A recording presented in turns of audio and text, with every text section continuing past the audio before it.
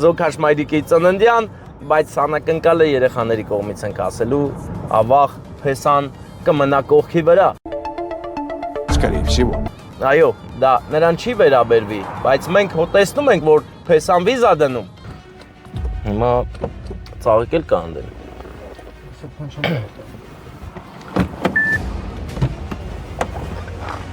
Պատկերացի, որ սրտացավ մայրիկի գրվածքը կա պաժարտաս մոմերի դրած տեղով։ Այդ բատես բան կանեն։ Ես վերավ ցիգաներ կնկարեմ։ Հա, հենց հիմա նկարում ենք TikTok-ի զնակով։ Հələ արի Վարդան, արի, ստես ինչա կատարվում։ Որտեղ է մեր Հայրապետյան Սիլվան, հա? Ուր է նա։ Բա ծափերն ուր են։ Ծափեր տվեք։